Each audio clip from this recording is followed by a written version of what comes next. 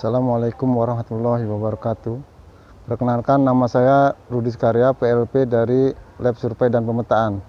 Di sini saya sedikit akan memperkenalkan alat pengukur penyipat datar yang biasa disebut juga dengan WP. Adapun alat-alat yang ada di alat pengukur penyipat datar adalah pertama, tripod yang fungsinya untuk menyangga alat, untuk meletakkan alat pengukur penyipat datar tersebut atau WP tersebut. Adapun bagiannya di bawah ini ada skrup untuk mengunci alat ke tripod. Kemudian kita naik ke bagian atas sedikit, ada 3 skrup atau disebut juga 3 skrup A, B, C yang fungsinya untuk mengatur nipo agar bisa kedudukan datar di atas tripod. Kemudian kita naik ke atas sedikit, ada lempeng pinggiran yang untuk mengatur kedudukan sudut, bacaan sudut. Kemudian naik sedikit ke atas, ada skrup di bagian depan, skrup untuk mengatur gerakan horizontal. Kemudian kita naik sedikit lagi, kita di sini ada skrup pengatur gerakan halus. Kita naik ke atas sedikit lagi, ada skrup pengatur fokus lensa.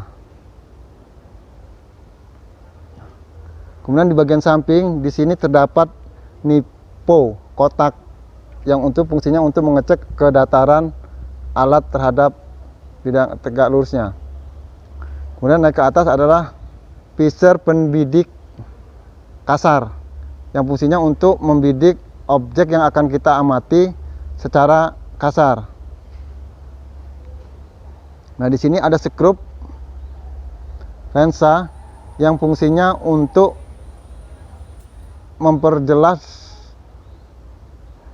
bacaan benang silang di dalam lensa teropong alat waterpass tersebut. Kemudian untuk melaksanakan menggunakan alat pengukur penyipat datar tersebut tidak terlepas dari alat lain seperti adanya rambu ukur. Yang rambu ukur artinya yang untuk pengambilan data ukur di lapangan. Fungsi alat pengukur penyipat datar sendiri fungsinya adalah untuk mengukur beda tinggi 2 titik atau lebih yang jaraknya berdekatan.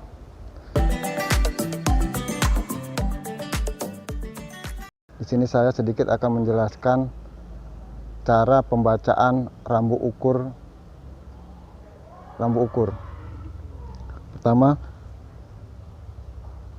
rambu ukur terdiri dari 10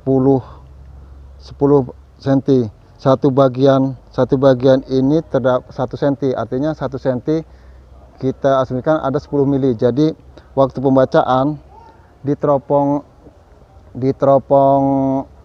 WP atau theodolit itu ada benang, namanya benang atas, benang tengah, dan benang bawah. Nah, posisi bacaan, cara menghitung bacaan di rambu ukur adalah kita masing-masing siswa atau juru ukur akan membaca, harus bisa membagi satu bagian kecil ini adalah 1 cm yang terdiri dari 10 mili. Nah, itu bacaan benang atas benang tengahnya masing-masing juru ukur akan membaca sesuai dengan ketelitiannya masing-masing. Contohnya misalkan benang tengah ada di posisi 1400 di sini. Terus kemudian benang tengah kira-kira posisi di titik ini, artinya si juru ukur membaca 1.4, 1, 2, 3, karena posisi di tengah-tengah ini artinya 1.435. Begitu seterusnya, harus membagi sesuai dengan ketelitian masing-masing juru ukur. Mungkin untuk penjelasan pembacaan rambu hanya singkat, artinya setiap ini harus mengetahui satu strip ini adalah 1 cm. Yang 1 cm berarti ada 10 mili. Itu yang harus diperhatikan oleh masing-masing juru ukur.